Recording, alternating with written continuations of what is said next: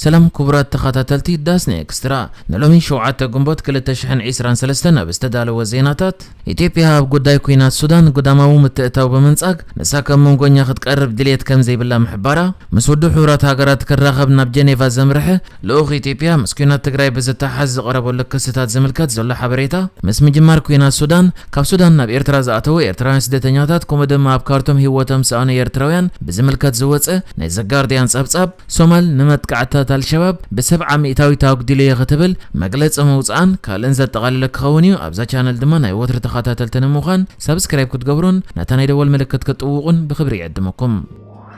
إثيوبيا أبكينا السودان وتهدروا متأتاو مقبار نتزل كونتات كم زي حجز قليصا إثيوبيا أبكينا تحدح السودان طالقا كأتزغ القدام وحيلي كم زي تدقف منيستر قدايات وصايت هاجر حبيرو إثيوبيا نتناي السودان كونتات نمفتح زقبر زولنا شمقلنا تسعرتات نحبرة أفريقيا كومد ما نتي أبال زخنت أبكارنا أفريقيا بعلم الزل معاتها منقو منقستات تباهيل تصوع محبر إيقاد كم تدقف أبتمسس هالقوان زوات أمقلت قليصو دهرتي أبسمين إثيوبيا بفلاي دما بتقرايز نبركينات أمونغ كلتين هاجرات زمدنا تدحر مقراصو إثيوبيا مسودان صنح زمدنا نابنبر نملاس تسرح زلا خوينا نتحج زلو كينات ناي سودان دما معله بكركب صعرتات كم تكبري زغلاص إثيوبيا بسمين إثيوبيا بفلاي دما بتግራይ أب كينات تصميدات الله بزنبرت اوان سراوي سودان نتي أب دوبات كلتين هاجرات زركب الفا شقا تباهيل تصوع كبابيتات نتخونتات تتقيمو بحيل دحر مقوصارو أمون كلتين هاجرات صنح زمدنا حرفي في صنيحو يهون برمع كان زينا إثيوبيا يحبرو كم زلوا قدما مينستر أبي أحمد نتي حجي أب سودان زلو كونتات كم بلج أتتقيمو نتي أب جيزي كينات تግራይ بسراوي سودان ستتحزك كبابيتات بحيل نايملاسو مدبات كم زي بلو تقال يصلا وهبقال مينستر وصاي قدايات إثيوبيا ملس ألم بزعبة هلو دبلوماسياو مرقص هاغورو أب قداي سودان عملكيتو نغازيطنياتات أب زهاب مبري إثيوبيا أب قچ السودان نايدق حيل متأتاو كم زي تدلق عليصو منقو بجنرال عبد الفتاح البرهان زمرح سراوي سودان بجنرال محمد حمدان دوغلو زمرح حيلتات قلطف دقفن استجمر كوينات بزوان سلساي سومنا أقصيرو زلو خينو أمريكان وسعود عربن زمرحو دبلوماسياو حيل دما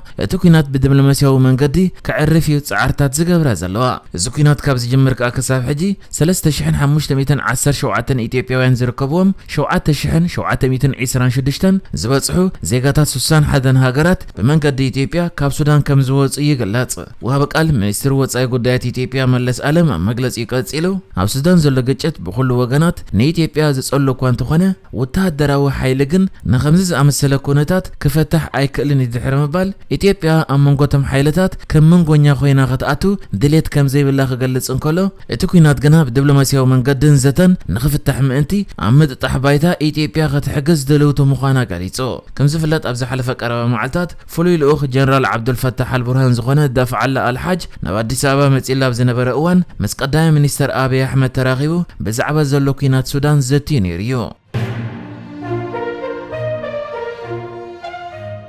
ناب جنيفا ناي ودو حورات هاجرات كوميتي صره سقيات صبصابو كقرب زتلاخ ناي إثيوبيا غوجله مستياب سمين إثيوبيا بفلاي دما بتግራይ زغاطمه كينات مسغبنات كينات بزتحز زتفلالي حتوتات قريبلو سبسلطان منستر فتح إثيوبيا مسكينات تግራይ بزتحز كستات غزا سبعو مسالات مصراي بزي مخالومن ابوان ما اسرتن مرمران متكلا سبعو مسالات ايخبركم بزبل بودو حورات هاجرات تنقيفم لوخات نايت منسترين كوميتي صره سقيات ودو حورات هاجرات بزعبا كونتات سبعو مسالات إثيوبيا وانا وحبريتان مهاب اب جنيفا زركبو خوينم اتي انكات بزبل احصره تقال زفلت كوميتي صره سقيات ودو حورات هاجرات زبحال تكال نصبصبات سقيات بسرعات بممرمر هاجرات بغسه سبعو مسالات تحتت مقبار زتفطريو ابزو وانقا مبال 76 تناخيبو كميازيا 17 كسب 12 غنبوت 2023 زكايت زلا اتي كوميتي ابزناي حدا ورح اخيبو اب إثيوبيا برازيل كولومبيا كازاكستان لوكسمبرغن سلوفاكيان زلو كونتات سبعو مسالات يمرمر كم زلي زغلاص نابز كوميتي صبصابو نمقراب بإثيوبيا زتلاقه غجله حيالو دايركتورات كيلاتاتن حلفت حيل صيتان كوميشن بوليس فدرالن حويسو زقوم لوخ كوينو ب34 غنبود دما نت كوميتي صبصابا اقريبلا اتن إثيوبيا لوخ صبصابو قدام مينستر إثيوبيا ابي احمد ناب سلطان كاب زمصات حيزو ابستغبرت صغاناتات زتكوره صبصاب زقربو خوينو ابالات نايتي ناي ودو حورات هاجرات كوميتي صره سقيات غنا منግስት ኢትዮጵያ መስኪናት ትግራይ በዘተሐዝ ነዝቀረበሎ ክስታ ኩነታት ምጽናት ዓሌት ምኽሓዱ ብዛዕባ ተሳትፎ ሰራዊት ኤርትራ ኣብ ሓቅታት ዝተመርኮሰ ሓበሬታ ዘይምሃቡ ከምኡውን ኣብቲ ኩናት ዘጋጠመ ካብ ፈዲ ወጻኢ ቅትለት ጉዱድ ምዝንባል ዜጋታትን ካልእን ኣመልኪቱ ጸብጻብ ዘይምቕራቡ ነቒፉ ነቲ ናይ ኢትዮጵያ ልኡኻት ዘቕረብዎ ጸብጻብ መልሲ ዝሃበ ምክትል ኣቦ ወንበር እቲ ኮሚተ ዝኾነ ፈረንሳዊ ፕሮፌሰር ሰባስቲያን ቱዜ ንስኻትኩም ማለትን መንግስቲ ኢትዮጵያ ኣብ ትግራይ ናይ ብሄር ምጽናት ክስታት ነጺኩም ይኹን እምበር ንብሄራዊ ምጽናት ዓሌት ትግራይ ዕላማ ብምግባር ዝጉስጉሱ ዝተፈላለየ ሓበሬታታት ቪድዮታት ህዝባዊ መግለጺታት ግን ኣለዉ ገና ዘይተመለሱ ሕቶታት ኣለዉ ነዚኦም ሸለል ክንብሎም ኣይንኽእልን ኢና ነቲ ካብ ፍርዲ ወጻኢ ዝፍጸም ዝነበረ ቅትለት ተሓታትነት ምርግጋጽ ብዝምልከት እንታይ ምዕባለ ኣሎ ክብል እውን ሕቶ ኣቕሪቡ ብተወሳኺ እቲ ምክትል ኣቦ ወንበር ናይቲ ኮሚተ ኢትዮጵያ ንናጻ መርመርቲ ኣካላት ናብቲ ኩናት ዝካየደሉ ዝነበረ ቦታታት ከይኣትዉ ምኽልካላ እውን ነቐፊቱ ኣቕሪቡ እቲ ኮሚተ ብተወሳኺ ድሕሪ ውግእ ብዛዕባ ናብ ቤት ማእሰርቲ ዝተወስዱ ልዕሊ 40,000 ዝበጽሑ ውልቀ ሰባት ኣመልኪቱ ሕቶ ዘቕረበ ኮይኑ ኣብ ምዕራብ ኣባያ ዝበሃል ቤት ማእሰርቲ ኣብ 2022 ዘጋጠመ ቅትለት 83 ተጋሩ ሱራት ብዝምልከት እውን ነቲ ናይ ኢትዮጵያ ልኡኽ ሕቶ ከቕርበሉ እንከሎ እቲ ናይ ኢትዮጵያ ልኡኽ ነቲ ዝቐረበሉ ክስታት ክንሪኦ ኢና ክብል እንከሎ ብዛዕባ መጽናት ዓሌትን ገበናት ኩናትን ግና መርመራታት ከይተወድአ ርጉጽ ክንገብሮ ኣይንኽእልን ኢና ክብል ኣባል ናይቲ ናይ ኢትዮጵያ ጉጅለ ልኡኽ ዝኾነ ኣብ ሚኒስትሪ ፍትሒ ኢትዮጵያ ድማ ሓለቓ ስታፍ ኮይኑ ዝሰርሕ ምስክር ይረፉ ተዛሪቡ ብተወሳኺ እቲ ናይ ኢትዮጵያ ልኡኽ እቲ ኮሚቴ ናይ ኢትዮጵያ ውሳነ ኣኽቢሩ ኣብ ትሕቲ ተበግሶ መሰጋገሪ ፍትሒ ነቲ ምርመራ ንኢትዮጵያ ክገድፎ ኣተሓሳሲቡ